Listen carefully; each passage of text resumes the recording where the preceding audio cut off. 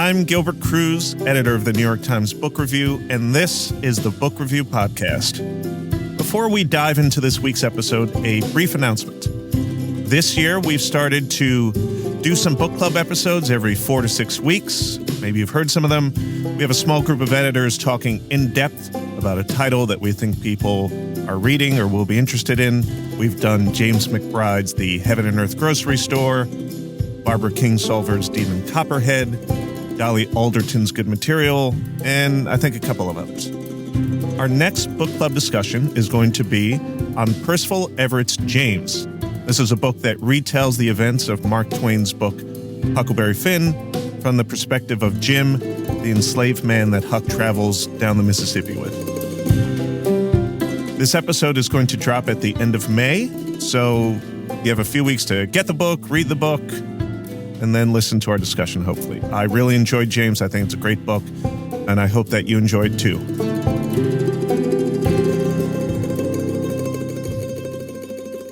On the podcast this week, however, we have a superstar in the world of fantasy fiction. Leigh Bardugo is the author behind the Shadow and Bone trilogy, the novels Ninth House and Hellbent, and her latest, The Familiar. Leigh, welcome to the Book Review Podcast. Thank you. So you've written trilogies, you've written sequels to books. Forgive me if I can't say the word duology, which I feel like I never heard before recently. I honestly feel about the word duology the way I feel about the word webinar. Like I don't approve of it, but I don't have anything better for you. Like it's a new word in the past 5 years. So you've written trilogies, you've written books that have sequels. They're all part of a shared universe. But tell us how your new book, The Familiar, is different from all of those. So I made my bones in young adults. I wrote a group of books there that are classified as the Grishaverse. That's the Shadow and Bone trilogy, the Six of Crows duology, the King of Scars duology. Then I branched into novels for adults, and that's where Ninth House and Hellbent came in. They're quite different, considerably darker than my other books, and set at Yale University. And with The Familiar, this is my first historical fiction. It's set during the Spanish Inquisition, and it is very much a standalone. I wanted to build a kind of dark fairy tale, and fairy tales rarely have sequels. I feel like you're giving away how the book goes here. No one knows who lives or dies. This is true. Tell us a little bit about the characters in this book, about Lucy, the young scullion. Is that a word also I had never heard before? A scullion is a Renaissance word for a kitchen maid. Lucia is very much our Cinderella archetype at the start of the story. She is a woman who literally has to sleep in the dirt, who is worked to the bone every day, who is overlooked by her employer, who really only ever stops to complain or shout at her. But Lucia is hiding a gift for little miracles, these little scraps of magic that she uses to get through the day. And it's small magic. She can unburn the bread. She can make a grapevine grow. And she longs for a better life and also for a chance to use her very agile mind. But this gift of hers attracts the attention of some very powerful schemers in King Philip II's court who want to use her to fight Queen Elizabeth I, the Protestant queen. And this thrusts her into a world of holy men and hucksters and seers and frauds, and also into the path of a man named Guillen Saint-Angel, who is a very dangerous but very compelling character. Your Shadow and Bone series was inspired by Tsarist Russia, but The Familiar is not inspired by history. It is set within actual history. It's set within an actual historical context. Spain during the period of the Inquisition, the early Inquisition, I think, because it went on for a while. How do you have to think differently about your storytelling, given that you're actually setting it in history? I wanted to approach this as historical fiction. Yes, there is magic in this book, but the magic is small and the magic is frequently unrecognized or viewed as fraud. I wanted to see it through the lens of the church of the time. And So when I approached this, my first task was to understand the Inquisition, which, as you noted, lasted for over 300 years. We're about 100 years in at this point. So practicing Jews and Muslims have effectively been banished. The Jews were expelled in 1492. The Muslim population was offered the same choice, convert or go into exile about a little over 100 years later. And so now you have a population of conversos and moriscos, and Lucia is a conversa. She is descended from people who were forcibly converted. And I knew when I was researching, I wanted the threat of the Inquisition to be pitted against this young woman's ambition. But I also found this very real historical scandal that had surrounded King Philip and his secretary, Antonio Perez, who is thought to possibly be the inspiration for one of the characters in Shakespeare's Labour's Lost. And this was a murder that Perez orchestrated and that the king was implicated in, and that felt like a really great court scandal to then thrust my heroine into the repercussions from. Are you a reader of historical fiction? Yes. I don't think I would try to tackle something that I hadn't read quite a lot of. All right, let me ask that question again. Are you an enthusiastic reader of historical fiction? Like, I guess, have you always been itching to try your hand at it with your own little spin on it? There's no way I could have written The Familiar at the start of my career. The first book I tried to write in a writing class was historical fiction set in Los Angeles. And to be completely candid, I just didn't have the chops. I didn't know how to write a book yet. And I certainly didn't know how to research and write something of the scope that I had in mind. So I think for me, I love historical fiction. I love being immersed in these worlds. And I particularly love historical fiction where a bit of fantasy or magical realism bleed through. So two follow-up questions here. One, what was the period in LA history that you briefly thought about launching your career with? And then second, what are some other great examples of works of historical fiction that have a little magic sprinkled in or fantasy? Early 1900s Los Angeles was where I wanted to set this book, and I may still write it. I actually think now maybe I could take it on. It does not actually have any magic in it. It would be my first book without magic, but I will have a lot of murders in it, which I feel are a good substitute for magic and sometimes easier to come by. And for recommendations, I guess you didn't ask for recommendations. Some of the books I've really loved reading are The Miniaturist, The Golem and the Genie. I loved Carter Beats the Devil is one of my all-time favorite books. I think It is a perfectly plotted novel and really walks the line between the idea of the mystical intruding on our lives. And then there's heavier fantasy, like A Discovery of Witches. I certainly grew up reading magical realism. Laura Esquivel, Isabel Allende, and Louise Erdrich was probably the author who was most pivotal for me. She was my first exposure to magical realism. We were assigned one of her short stories in a class when I was in junior high or high school, and it shifted the way I thought about fiction and what I wanted to write. What had you thought fiction was before? I, at that time, was reading really in two separate camps. I was reading the books that I was assigned, which were kind of classics and what was considered literature, serious literature, a lot of things about malaise and torment. And then I was reading a huge amount of fantasy and science fiction, right? So these lived in two very separate worlds, and people had very different views on how legitimate they were. Then I encountered books like Beloved and Love Medicine, and I understood the way that magic and the idea of other worlds and the spiritual could intersect with our world in a completely different way.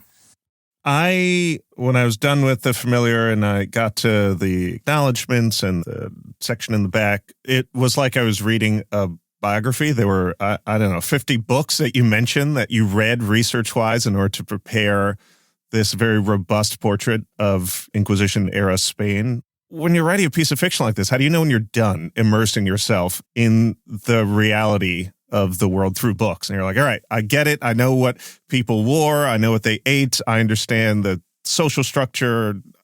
I'm ready to go. Or are you doing that along the way? Your listeners can't see me, but I'm shaking my head. There's really no being done, especially when it comes to a period like this around which the political and religious upheaval of the time is very heavily documented and debated. So I had no problem finding books about that. And that's really where I began when I was casting that wide net, really reading about the roots of the Inquisition, what preceded the Inquisition, and everything that followed. When I zeroed in on this particular moment in history, this kind of moment of crisis for Spain, where the Armada has been defeated, where people in Castile are really asking themselves, well, if God is on our side, how could we lose? This moment of political peril for King Philip. When I zeroed in on that, I had a much better understanding of where I was, and I could research more deeply. I also hired a research assistant who was very helpful for me because I'm not an academic. I am not a historian. And so helped me to find the right source materials and point me in the right direction. And that's why that bibliography is so robust. And then when I was ready to, and understanding the mechanics of power of the time, then came all the work of trying to understand the material culture of the time. And that I found much more challenging as somebody who's not immersed in the academic world. But it was also the most exciting to me. I love to read about food. I love to understand textiles and sources for those things. And I tried to tackle as much of that as I could before I began writing. But then as soon as I was in that draft, I started coming up with more and more questions. And that could be frustrating too, because then you're in danger of halting your momentum through the project. So it was a start and stop process. And then I had a historian who was kind enough to read for me, who specialized in late 16th century Madrid and was able to point out the things that I got wrong. So that was the more humbling part of the process. I've seen or I've read interviews with you in which you talk about the importance of establishing power dynamics when you're building your worlds. And I'm curious, given that Inquisition-era Spain had very clear and established social dynamics and class dynamics and gender dynamics and religious dynamics, how did you think about all that when creating your characters and figuring out where to place them, right? I'm thinking, particularly in the early part of the book, there's not a spoiler for anyone who hasn't read it yet. The couple for which Lucia works, they have servants. They have two servants, I believe, at the time, but they themselves are not rich, and they themselves are strivers, which they wish they had more money, wish they had more access to the court, wish they had better clothes. Well, it's interesting that you said that these lines are so clearly developed in terms of class and religion and power. And I think the places where those lines blur and get more muddy are the most interesting places to put your characters. So yes, Marius and Valentina are impoverished noble people who are living on a shabby street in Madrid, not in one of the better areas, and who long for more. Valentina, because she's not high enough up in the court, isn't living the life of somebody like the Princess of Eboli, who could communicate with scholars and play a part in politics and who was a real mover and shaker. Valentina lives this very cloistered life because she hasn't attained higher class and because she doesn't have the relative freedom of somebody who is a fishwife and has to go to market every day to hawk her wares.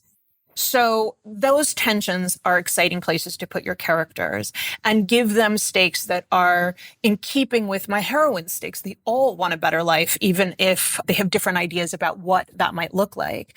Then there's somebody like Walid, who is Lucia's aunt and who is the mistress of a very powerful man, but who also exists in this strange state where she has some access to power, but is keenly aware of how precarious that is. And then there's Victor, her lover, who is one of the wealthiest men in Spain and seems to be the most powerful of them all, but he also works in trade. He's made his fortune that way, and that has limited how high he can ascend in Spanish society. So those areas where the lines bend but can't be broken, I think are almost like pressure points that become exciting for the characters and for the reader.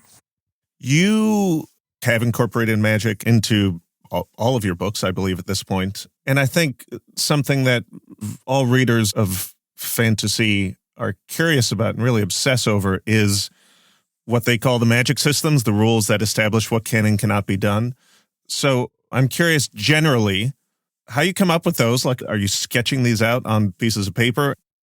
Look, I think people tend to focus a lot on this idea of world building within fantasy or science fiction and around magical systems as if they are something different from other kinds of power. And they're just not. Okay. If you are reading a political thriller set in Washington, D.C., somebody is going to have to make you understand the way that power flows, right? Whether it's on a macro level with the government and the players in the government, or if it's on a micro level within an office or like a lobbyist's office or somebody's family. That is a power system that is alien to the reader and that they are looking for signals to understand how it operates so that they can almost forget about it and engage deeply with the character's plight. That is the way I approach magic systems too. Magic is a metaphor, right? It is an open door for a particular kind of possibility in a story. You have to constrain that possibility so that the reader doesn't feel that anything is possible, because that eliminates the ability to navigate a world. Once you create those constraints, then it's just operating the same way that economic influence does, that social influence does. If you've ever been around somebody with charisma, that is like being in the presence of magic. You are enchanted. You don't even know why you're enchanted. They're saying ridiculous things, but you're nodding along. That to me is an exciting way of viewing the world. If you think about the way that somebody very wealthy moves through the world, the way that they burn through second chances, that's also a kind of magic. So that's the way I think about magic systems. And then they're constrained by the needs of the story and the stakes I need to create for the characters. I feel like maybe I sense, and correct me if I'm wrong, like a slight frustration with my question there, because like, God, I've been asked this question a million times. Like, let me tell you that I'm just creating. Why are you focusing on the fact that it's magic? No, you're good. It's not frustration. I think it's a desire to help educate people who want to embark on this kind of journey as an author. I don't think it's helpful for young authors who are interested in writing speculative fiction or fantasy fiction or science fiction. I don't think that's helpful to them to think in terms of these grand systems that need to be elaborated on and articulated fully. You need to think of story first. And story is where all of these things work together, whether that's political power, magical power, economic power, resources, geography. All of those things can be so overwhelming when you're embarking on writing a book. And the truth is, you need to think smaller in order to be able to progress through the work of writing a novel. I guess I'll also say probably there is some sadness in me, because I think there are people who will not approach books that have any kind of fantastical element in them, because there's a sense that somehow diminishes or delegitimizes them. And as somebody who reads broadly in just about every category, that always seems a little depressing to me. When was the last time you ran into someone like that? And what was the nice way in which you responded to them? I had a very bad date once where this screenwriter took me out. And he said, first he started with, so when are you going to write a real book? Which was oh no. Okay, we're not doing so hot, but we're only on the appetizer. And then about halfway through, he said, I picture your fans as being middle-aged women with a lot of cats. And I said, what are your fans like? Oh, so boy. That for me was, that was a very short evening. It's very uncomfortable that you're obviously talking about Tony Gilroy on this podcast. Never met. I have had a lot of people say things to me like, when will you write something serious? When will you write something that I can read that doesn't play around with all of this other stuff? There's an idea that it's kids' business, but even in the course of this podcast, even in the course of this interview, I've talked about a lot of books that have tremendous weight and importance and influence. And when I think about what can be explored in science fiction and fantasy and the way that can crack our own real world open, again, that seems like a very narrow way of looking at fiction. And we have limited time. People should read what they like to read, but I like to read outside of my comfort zone whenever possible. The magic in the familiar is grounded in language. Lucia, the main character, is able to perform what those around her regard as miracles, small miracles, by speaking or eventually by thinking of words in this particular language that you have researched and are now familiar with. How did you decide to make that such a load-bearing piece of this world and this story? I started researching Ladino back when I was working on Ninth House. I had given my heroine, Alex Stern, a similar background to mine in that she is half Sephardic. And so I had started researching Sephardic poetry and music and some of what are called refranes. They're like proverbs that I had grown up hearing but not really understanding. And these proverbs were interesting to me because Ladino, or Judeo-Spanish, there's a lot of different names for it. Ladino is the language of exile. It's a language of diaspora that has combined with languages all over the world.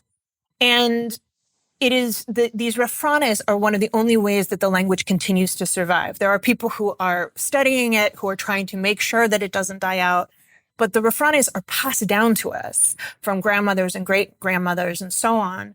And to me, this was this kind of thread of connection to a culture I didn't know very much about. And I wanted that to be Lucia's gift, but also the thing she's most terrified of having discovered. So this thread connects her to her people in exile.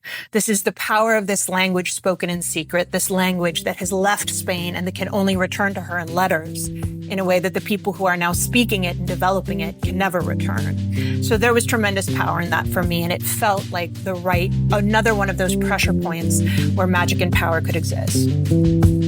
We'll be right back.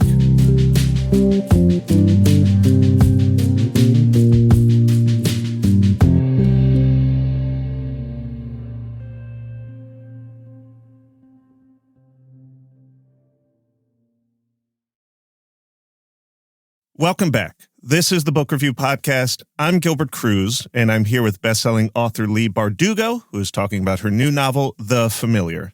Now, Leigh, you talk a little bit about this language, Ladino, and how it's the language of exile. And part of the inspiration for this book, I believe, rests in your own personal history. When did you realize that this part of your past was something that could inspire a novel? This is something I've always wanted to connect more deeply to. And I think when you're embarking on a novel, you had better pick something that really excites you and that attracts you. I learned very early on that I would never set a book on a boat again because I can't stand nautical research. But what I knew, I was interested in rediscovering this part of my family. My ancestors were exiled in 1492. Rather than convert, they left Spain. But I know that there were relatives who remained, who chose to convert. And the thing is, during the Inquisition, once you had made that decision, you really had to cut your ties to your original religion. You could not be in touch with rabbis. You could not be in touch with relatives because that was to attract the attention of the Inquisition. So that branch of our family tree is effectively gone. It withered away. And it's something that I've always wondered about. And I thought, okay, I can use fiction to redraw that. Leigh, you outline your books, is this correct? Oh, yes. So you write an outline, and then within that outline, where does inspiration or a sense of surprise for you as a storyteller happen within that outline? You know, the beginning, the middle, and the end, but everything within that is sort of up for grabs?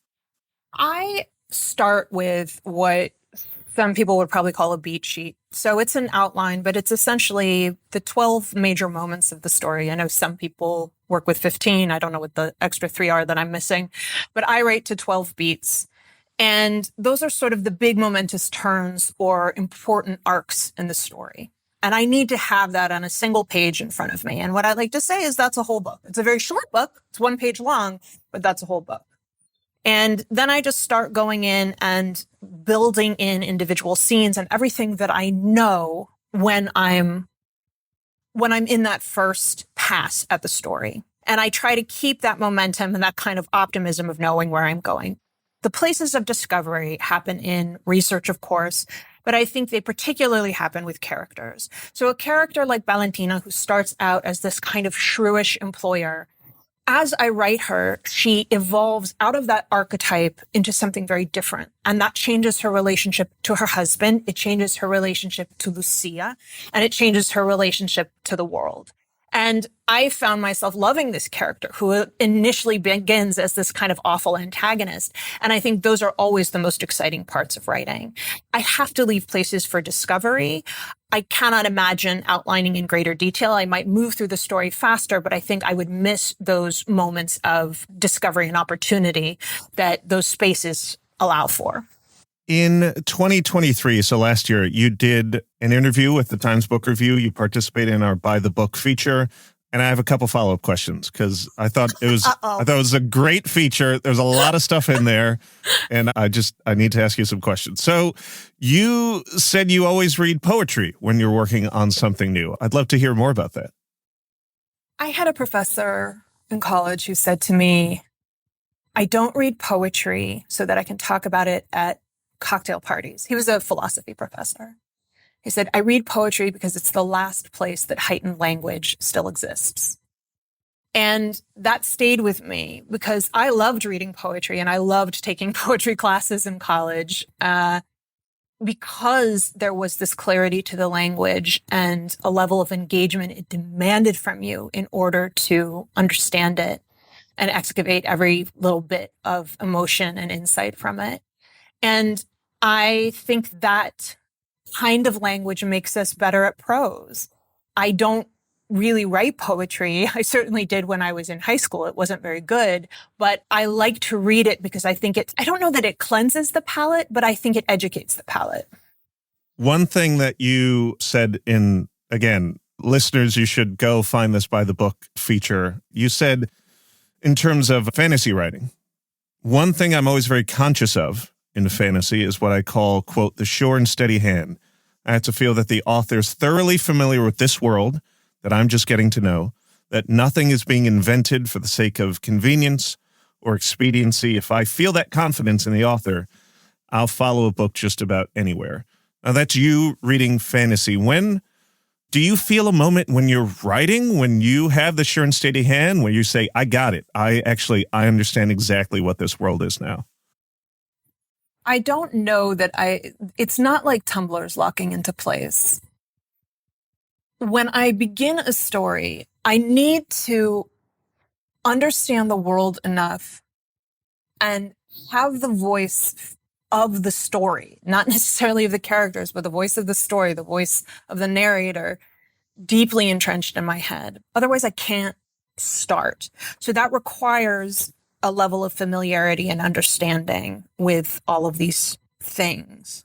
With a book like this, with the book like The Familiar, you're engaging with a time period in a way that for me as a non-historian almost felt like a kind of free fall where you could grasp at anything because there's so much to learn about it. So I had to create these boundaries around areas of research that would then allow me to go back into the book. And so it was this game of moving between surety and confidence and the almost kind of megalomania you need to be able to proceed through a novel, and just abject humility and doubt and fear, which then gives you the humility to make it as good as you possibly can. What was the thing then that you worried about the most with this book, or that gave you the most fear? I mean, I was imagining I would wake up in a cold sweat at 2 a.m., imagining a New York Times review where everybody called me a poser. Like, there's really, I mean, if I'm going to be honest, whenever you're doing something new, it's terrifying. You're going into territory that you wonder if people will say, well, you have no business being here. And again, I'm not a historian. This is not something, and this is not a book that I got to spend 10 years on. This is a book that I spent about 2.5 years on. And you worry that you won't be taken seriously. You worry that you'll make some gaffe that makes it look like you didn't care about getting things right. That is the kind of thing that fills me with terror. You also say in this by the book interview, I used to love reading romance, but I can't seem to enjoy it anymore. And that feels like a huge loss to me.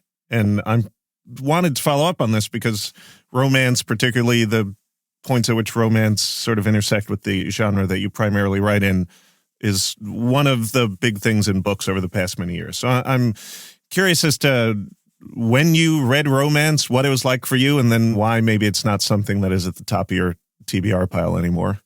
I want to be real clear with this because I think romance really gets a lot of disdain and contempt in the literary world, which Sure. and that is partially because all genre does, right? Like, it is the nature of genre. It is generic. So there is a need in me to defend romance as a genre because the truth is most of us spend our lives looking for connection, human connection. And yet we have a kind of contempt, I think, for love stories. And maybe that's because love is mysterious and weird and complicated. And there's a sense that, well, how can you reduce that down to a 3-act structure in a rom-com or a few hundred pages in a paperback? But I think that people who wrestle with that and who do so successfully just have a tremendous gift for making us root for people and for things that we might not necessarily have in our lives or that we might not want to see idealized in our lives. So I read a ton of romance in my teens and 20s, and then I got back into reading it probably in my 30s. And it was always a treat for me. That was a way to re-engage with a kind of heightened emotionality. And I think romance is a tremendous engine for a story as well. And I love experiencing romance in stories, particularly when I don't see it coming. I will say this, please don't put the name of the book, but I will say, Sure. I recently read a wildly popular romance novel, and I didn't engage particularly with the romance. I wasn't that invested in it, but every other part of the book delighted me.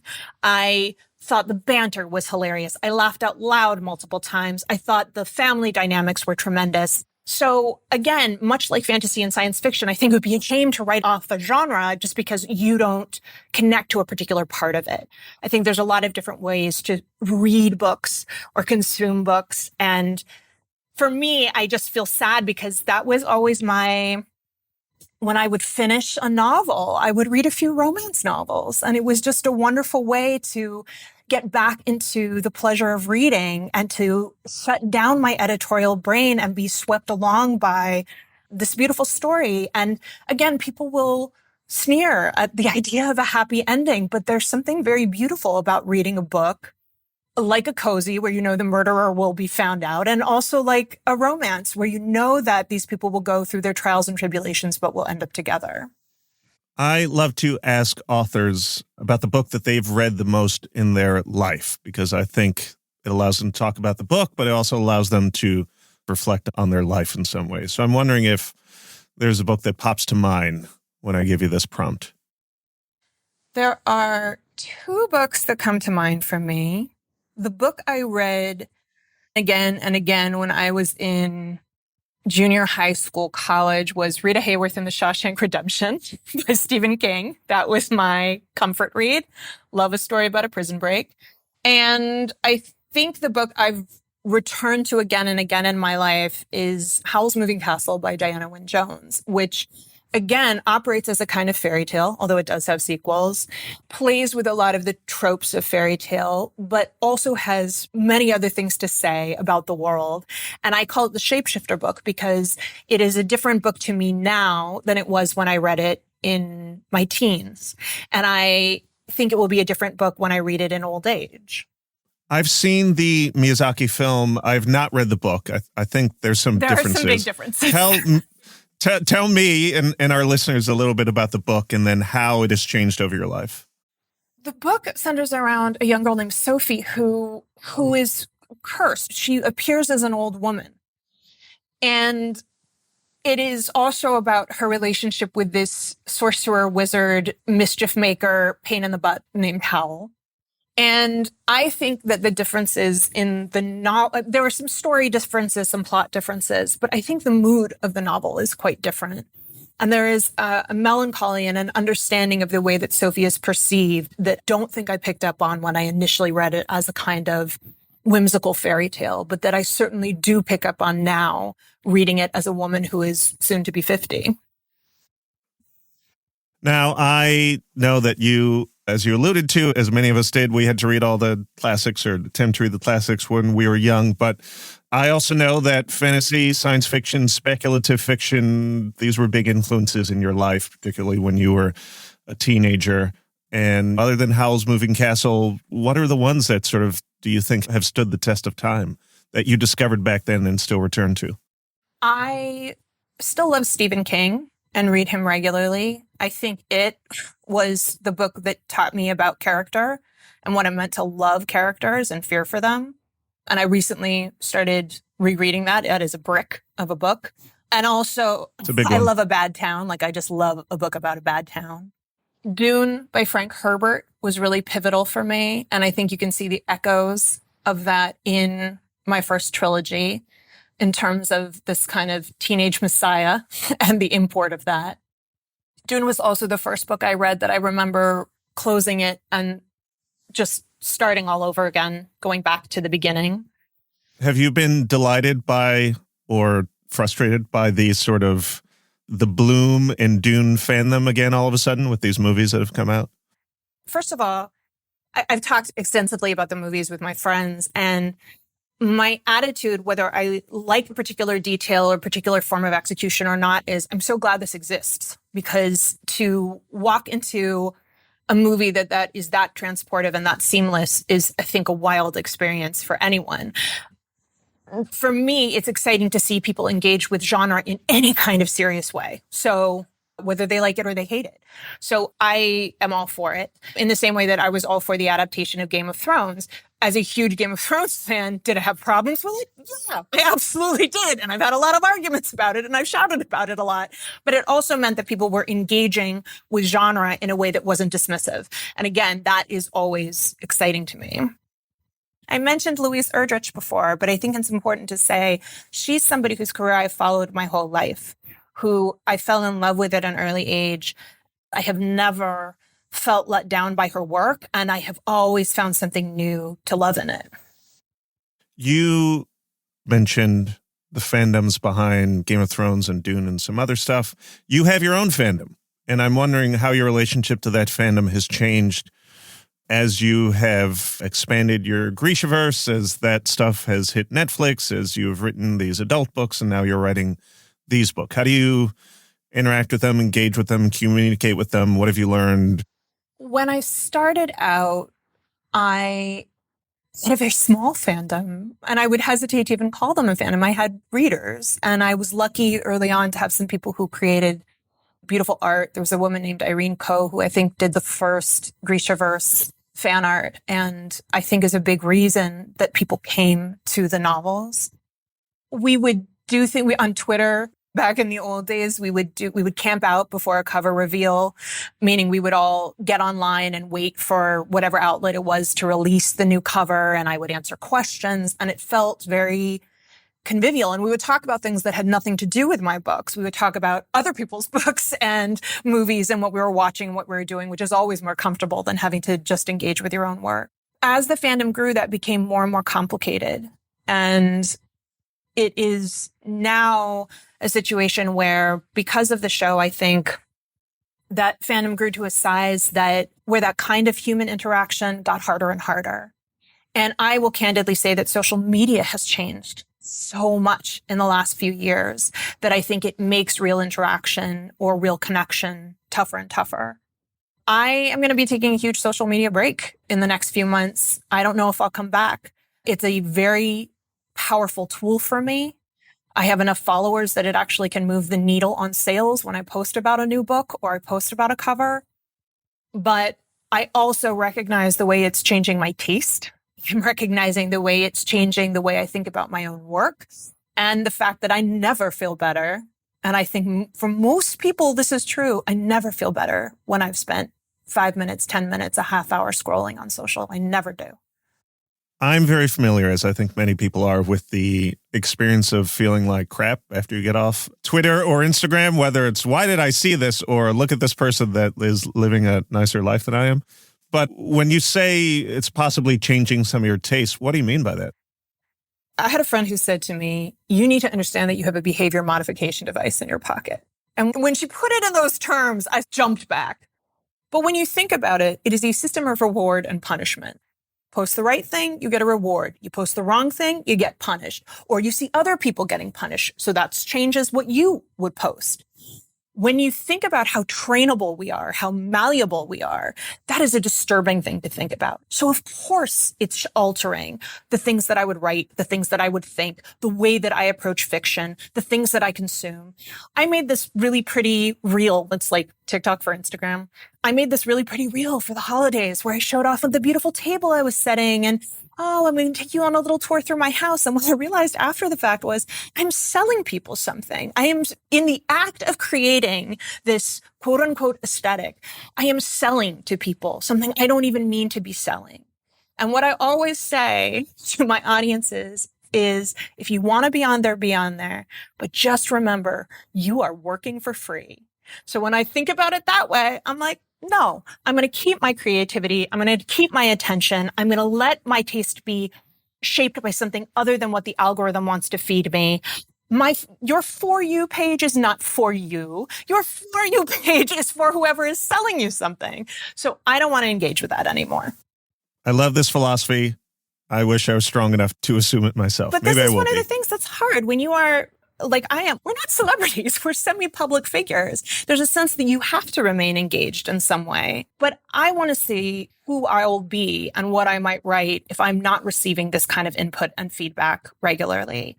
And I feel genuine worry for the young people I encounter through my work who are constantly being judged, being found to be great or being found to be wanting. When I think about how vulnerable they are, that is, I think, a very hard way to live and a very hard way to discover yourself.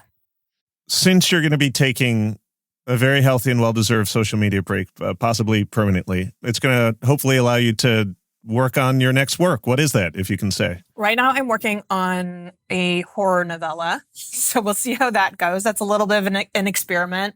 I keep writing different things, which, people who love Ninth House don't love The Familiar, and the people who love The Familiar don't love the Grishaverse, so it's not always the best road to take. But again, you have to love the story, and so you have to follow it where it wants to go. The next book I'm going to be writing is the third in the Alex Stern series. That's Ninth House and then Hellbent. And this will be the concluding book in that trilogy. And then hopefully, maybe I'll be working on that historical novel set in Los Angeles. I'm glad you're working on a trilogy, not a duology, which is not a real word. Reminder for everyone. Leigh, thank you so much for appearing on the Book Review Podcast. Thank you.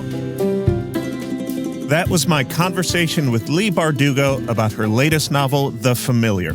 I'm Gilbert Cruz, editor of the New York Times Book Review. Thanks for listening.